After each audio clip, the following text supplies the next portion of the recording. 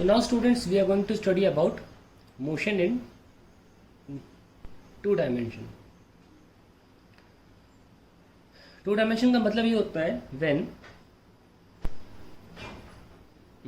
The position coordinates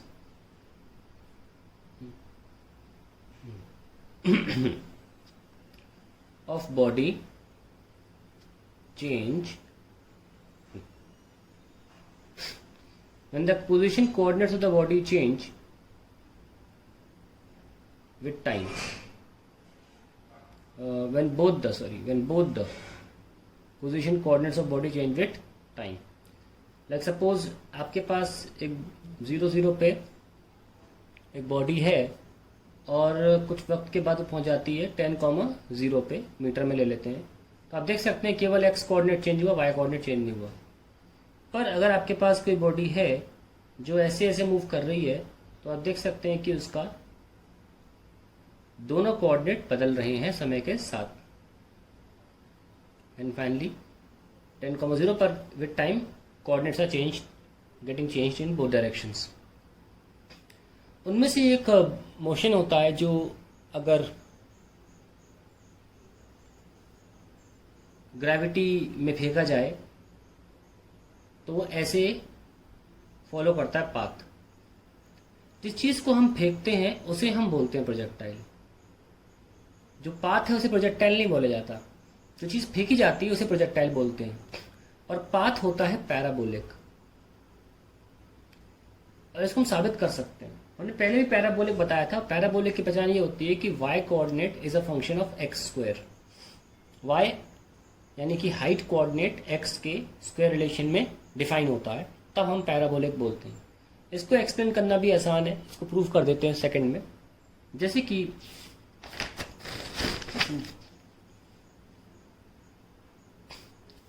मेरे पास कोई body है और वो ऐसे जा रही है. सपोज ये दीवार है एक. इस दीवार पर इस बॉडी की परछाई ऐसे ही चलती रहेगी. बॉडी जब ऐसे जाएगी दीवार परछाई सीधी जाएगी, जब बॉडी नीचे आएगी परछाई नीचे आ जाएगी. तो दीवार जो है वो उसका सिर्फ वाई कोऑर्डिनेट दिखाएगी. उसकी दीवार की जो परछाई है वो केवल उसका वाई कोऑर्डिनेट दिखाएगी. और जमीन पर परछाई दिखाएगी एक्स कोऑर्डिनेट. ठीक है. अब जैसे कि आपने बॉडी फेंकी तो उसकी वेलोसिटी टेढ़ी डायरेक्शन में यू है. ये एंगल थीटा है. तो इसका वेलोसिटी का हॉरिजॉन्टल कंपोनेंट होगा यू कॉस थीटा और वेलोसिटी का वर्टिकल कंपोनेंट होगा u sine theta. So u sine theta is responsible, क्योंकि वो सिर्फ इधर है ना, to change y coordinate. And u cos theta is responsible to change x coordinate. तो अगर हमें सिर्फ y के बारे में जानकारी लेनी है तो हम सिर्फ y कोऑर्डिनेट का वेलोसिटी यूज करेंगे और x की तो x कोऑर्डिनेट. सो हम सिर्फ मोशन ऑफ y ले रहे हैं, motion in vertical direction. y equals to ut, क्योंकि ऊपर जा रहा है, minus half g t square. तो ऊपर की वेलोसिटी कौन है, u sine theta time minus half. नीचे तो ग्रेविटी लगती है, हमेशा नीचे ही लगती है ना, तो जी टी स्क्वायर. ये हो गई vertical motion equation. Motion in horizontal direction, horizontal direction. तो x equals to u cos theta, या आप लिख लो डायरेक्शन x डायरेक्शन में velocity u x into time. Distance is speed into time. आप ये देख सकते हैं कि मैंने यहाँ पर एक्सेलरेशन यूज नहीं किया. जानते हैं क्यों? क्योंकि इस दिशा में एक्सेलरेशन ऐसे है, देखो हर जगह ऐसे है, ऐसे है. तो ये g है. अगर ये 90 डिग्री है हमको पता है, तो ये क्या होगा, इस दिशा में एक्सेलरेशन कंपोनेंट क्या होगा, g cos 90. g cos 90 तो जीरो होता है ना. इसलिए हमारी ग्रेविटी का हॉरिजॉन्टल कंपोनेंट जीरो होने के कारण इस दिशा में एक्सेलरेशन नहीं होता है. प्रोजेक्टाइल कैसा भी हो, हॉरिजॉन्टल डायरेक्शन में एक्सेलरेशन नहीं होता. So we do not have accelerated equation, we have distance speed into time. वे x is equals to u cos theta into t लिख सकते हैं in horizontal direction. So we can note it down that in horizontal direction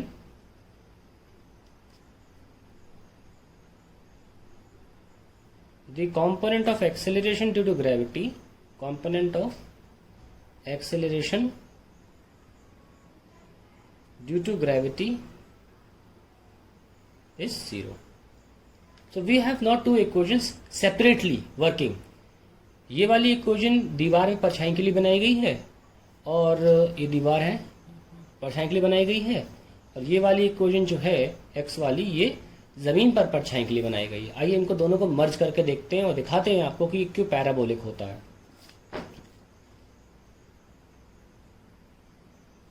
तो हमने जैसे बताया आपको कि अगर आप दीवार पर परछाई देखें, बॉडी ऊपर जा रही है ऐसे, तो इसका y कोऑर्डिनेट यहाँ तक पहुँचेगा और इसकी इक्वेशन थी u साइन थीटा, क्योंकि लेके कौन, ये तो वेलोसिटी u है, ये थीटा है, तो ये वाला कॉम्पोनेंट होगा u कॉस थीटा और ये वाला होगा u साइन थीटा. तो u sine theta t minus half g t square और x क्या है u cos theta t theta into t. ना what we can do is हम टाइम को हटा सकते हैं, क्योंकि हमें y की इक्वेशन सिर्फ x के फॉर्म में चाहिए. टाइम को रिप्लेस करो x upon u cos theta, हटा दिया. So y equals to u sine theta into x upon u cos theta minus 1/2 g x square by u square cos square theta. तो हम u से u cancel कर सकते हैं, लिख सकते हैं x tan theta minus 1/2 g x square by u square cos square theta. We can see that y is a function of x square. Highest power को ही मेन माना जाता है, ठीक है, बाकी तो पावर आएंगी, लेकिन इक्वेशन जो है वो क्वाड्रेटिक बन रही है क्योंकि x में क्वाड्रेटिक है equation. That means it is a parabolic curve. That is how you prove it. So if someone asks you prove that projectile motion इस पत्थर का, पत्थर को प्रोजेक्टाइल बोलते हैं, मोशन प्रोजेक्टाइल नहीं है, मोशन पैराबोलिक है. Projectile motion is parabolic. You simply what you do, you separately solve for the vertical motion, horizontal motion, remove time, replace time from y वाली इक्वेशन जो आपको x वाली equation से मिलेगा जब भी. तो इस इक्वेशन का एक स्पेशल नाम भी है. स्पेशल नेम क्या है इस इक्वेशन का? We call it equation of trajectory. Special name given to this equation. अब हम और भी अलग अलग चीज़ें प्रोजेक्टाइल के बारे में निकाल सकते हैं, जल्दी से उसे निकाल के खत्म कर लेते हैं. Then we can go with kinematics question. चलिए हम निकालेंगे कि कितनी देर के लिए कोई बॉडी आसमान में रहती है. आसमान मतलब हवा में रहती है, यहाँ से लेकर यहाँ तक, ठीक है. ज़मीन से उठी और ज़मीन पे गिरी, इसमें कितना टाइम बीत गया उसका? Very simple. ये वेलोसिटी है और ये क्या है? यू कॉस थीटा, और ये क्या है? U sine theta. टाइम क्या होता है? जैसे कि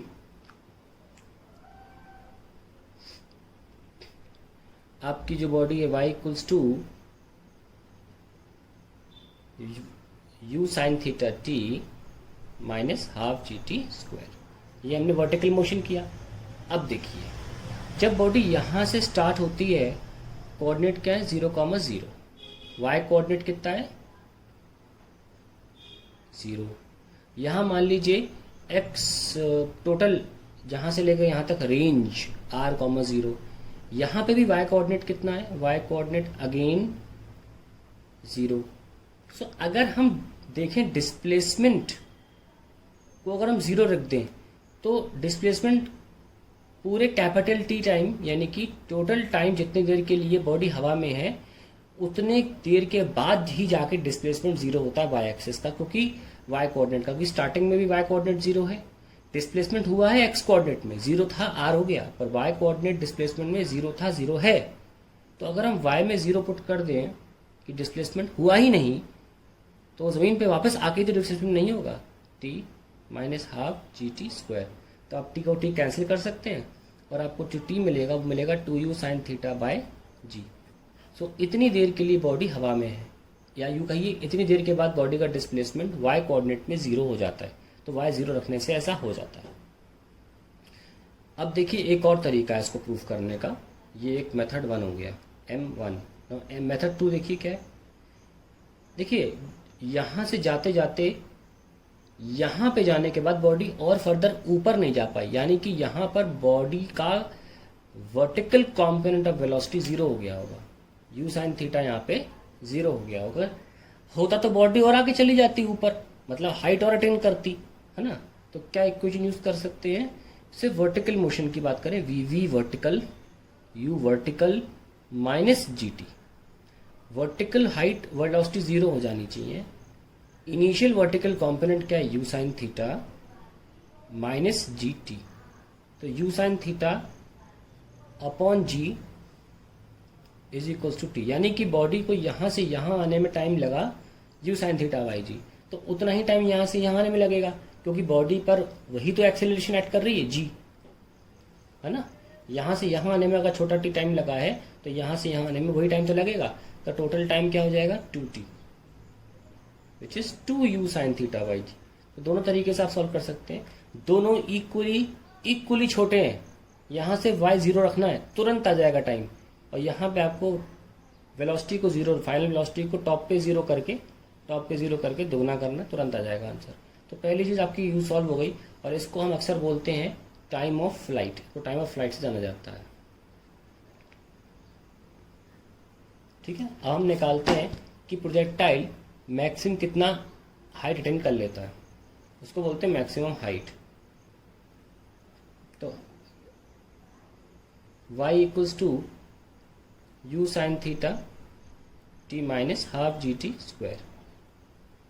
जैसे कि हमने देखा कि टाइम यू टी बराबर u sine theta by g में आधे टाइम में बॉडी अपनी हाईएस्ट पोजीशन को अटेन कर लेती है। तो अगर हम ये वाला टाइम पुट कर दें तो y कोऑर्डिनेट जो आएगा वो हाईएस्ट वाला ही तो आ जाएगा। पुट कर दीजिए, u sine theta into u sine theta upon g minus half g u square sine square theta by g square.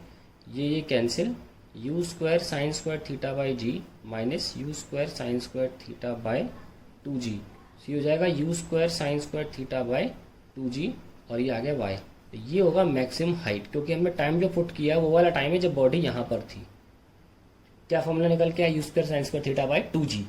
इसको एक और तरीके से प्रूव कर सकते हैं, बहुत सिंपल। कैसे, v square u square minus 2g h, vertical क्योंकि हाइट तो वर्टिकल कंपोनेंट दे रहा है ना। कब हाइट निकालनी है, जब वेलोसिटी वर्टिकल कंपोनेंट की जीरो हो जाए, क्योंकि बॉडी और ऊपर नहीं जा पा रही है ना। वेलोसिटी का वर्टिकल कंपोनेंट जीरो हो जाएगा, बॉडी ऊपर नहीं जा पा रही, वही तो मैक्सिमम हाइट है। तो अगर हम वर्टिकल कंपोनेंट ऑफ वेलोसिटी को जीरो पुट कर दें, इनिशियली तो पता ही है u square sine square theta, क्योंकि इनिशियली वेलोसिटी कितनी यू साइन थीटा है, माइनस 2g h। ये देखिए आंसर आ गया, you square sine square theta by 2g। तो ये आपका मैक्सिमम हाइट आ गया है। इस तरीके से दोनों तरीके हैं, या तो आप ऐसे टाइम वो वाला पुट करके देख लें जब बॉडी यहाँ पर पहुँच जाती है, या आप वेलोसिटी पुट करके देख लें हाईएस्ट पॉइंट पर। क्या बोला मैंने, या तो आप टाइम पुट करके देख लें जब बॉडी यहाँ पहुँचती है, या आप वेलोसिटी पुट करके देख लें जब बॉडी यहाँ पहुँचती है। क्या वेलोसिटी पुट करोगे, जीरो, और इनिशियल वेलोसिटी कितनी वर्टिकल की, यू साइन थीटा। आइए फाइनल हमारा जो आता है वो आता है horizontal range,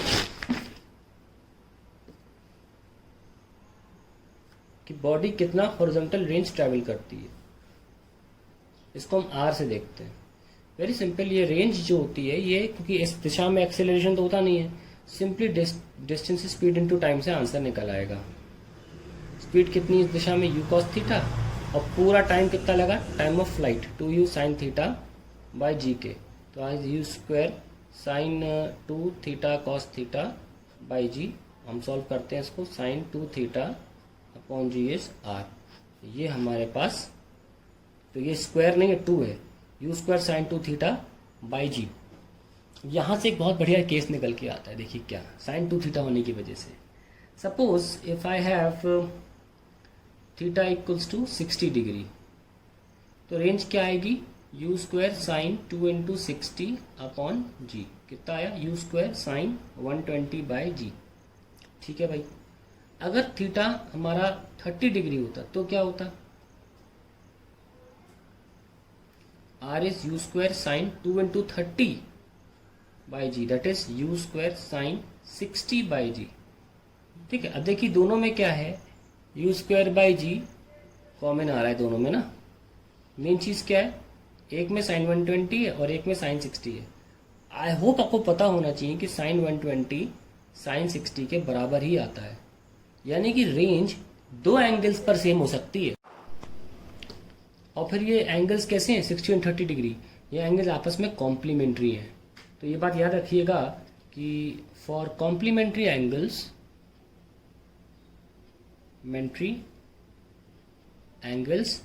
range is same. So finally we have most important thing we have is equation of trajectory, that is y equals to x tan theta minus gx square by 2u square cos square theta।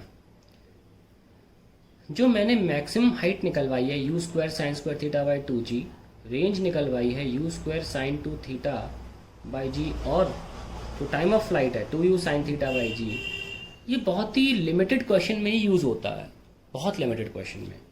उन्हीं question में जहाँ पर projectile जिस level से उठता है उस level पे गिर जाता है और कहीं यूज़ नहीं होता ये, इसलिए ये आप ज़्यादा यूज़ नहीं कर पाएंगे सवालों में। अगर कोई प्रोजेक्टाइल यानी कि पत्थर स्टोन ऐसे फेंका जा रहा है, ऐसे आप यूज़ नहीं कर सकते। अगर कोई प्रोजेक्टाइल ऐसे से ऐसे फेंका जा रहा है, आप यूज़ नहीं कर सकते। ज़मीन से ऐसे फेंका जा रहा है, आप यूज़ नहीं कर सकते। जहाँ अगर वो मान लो ऐसे, आप यूज़ नहीं कर सकते। ये इंक्लाइन प्रोजेक्टाइल है, तो ये प्रोजेक्टाइल सिर्फ एक लिमिटेड जगह पर ही यूज़ हो सकता है, जहाँ पर आपका प्रोजेक्टाइल जिस लेवल से फेंका गया, मतलब उसका वाई कोऑर्डिनेट सेम होना चाहिए, एंड वाई कोऑर्डिनेट भी वही होना चाहिए जो इनिशियल था, तब ये फॉर्मूला यूज सकते हैं। लेकिन ये हमेशा यूज हो सकती है, इसलिए ये आपको हमेशा काम आएगी। इसलिए मैंने आपको टाइम ऑफ फ्लाइट, मैंने आपको मैक्सिमम हाइट, दोनों ही आपको इस फॉर्मूले से y equals to u sine theta t minus half g t square से भी प्रूव कराया, ताकि आप जब इस तरीके के क्वेश्चन होंगे आपको ये हेल्प करेगा।